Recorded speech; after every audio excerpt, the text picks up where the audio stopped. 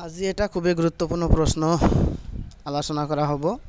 প্ৰশ্নটো হ'ল আইন অমান্য আন্দোলন আৰম্ভ কৰাৰ প্ৰধান কাৰণসমূহ কি আছিল? গান্ধীজীয়ে এই আন্দোলন কেনেদৰে আৰম্ভ কৰিছিল আলোচনা কৰা।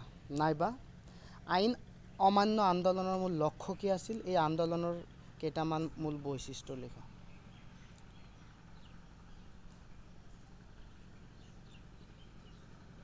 আমি এনসাৰটো যেতিয়া লিখিবলৈ যাম, উত্তৰত আমি লিখিম যে 1930 চনৰ পৰা 1934 চনলৈকে আইন অমান্য আন্দোলন দুটা পৰ্যায়ত আৰম্ভ হৈছিল। এই আন্দোলনৰ অন্যতম প্ৰধান কাৰণ আছিল ব্ৰিটিছ চৰকাৰৰ দ্বাৰা চাইমন কমিশ্যন গঠন। এই কমিশ্যনত কেৱল ব্ৰিটিছ সংসদৰ সদস্যক অন্তৰ্ভুক্ত কৰা হৈছিল বাবে ইয়াক ভাৰতীয়সকলে বৰ্জন কৰে।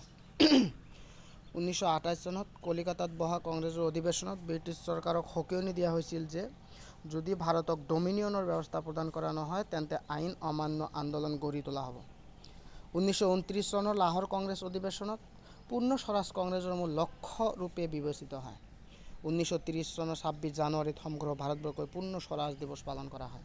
1930 চনৰ 31 জানুৱাৰীত ব্ৰিটিছ শাসনৰ অৱসান বিচাৰি মহাত্মা গান্ধীয়ে ভাইচৰয় লৰ্ড আৰউইনলৈ কেইবাটাও দাবী সম্বলিত এখন চৰম পত্ৰ প্ৰেৰণ কৰে। এই দাবীসমূহ আছিল, অৰ্থাৎ আমি সকলোৱে জানো মহাত্মা গান্ধীয়ে লৰ্ড আৰউইনলৈ 11টা দাবী সম্বলিত পত্ৰ প্ৰেৰণ কৰিছিল।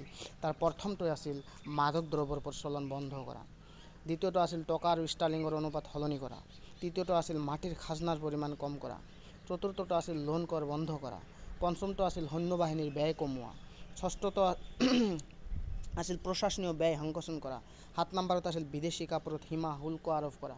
8 নম্বৰত আছিল ডাক সংৰক্ষণ বিল গ্ৰহণ কৰা। 9 নম্বৰত আছিল অপৰাধ অনুসন্ধানৰ শাখাৰ বিলুপ্তি কৰা।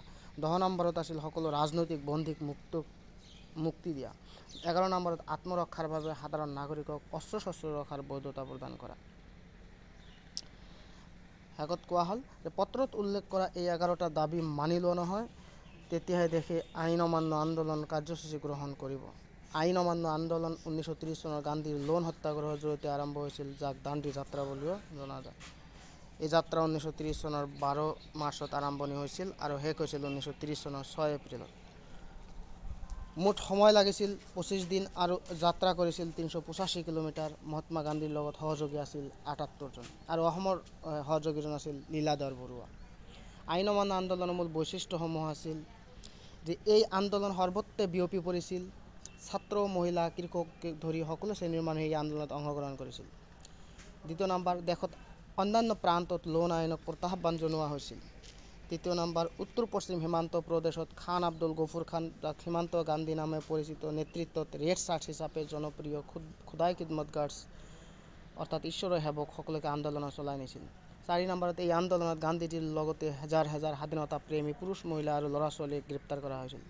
5 নম্বৰত, আইন অমান্য আন্দোলন চলি থকাৰ বাবে লণ্ডনত অনুষ্ঠিত প্ৰথমখন ঘূৰণীয়া মেজমেলতো কংগ্ৰেছে বৰ্জন কৰিছিল। এই 5টাই আছিল আইন অমান্য আন্দোলনৰ মূল বৈশিষ্ট্য।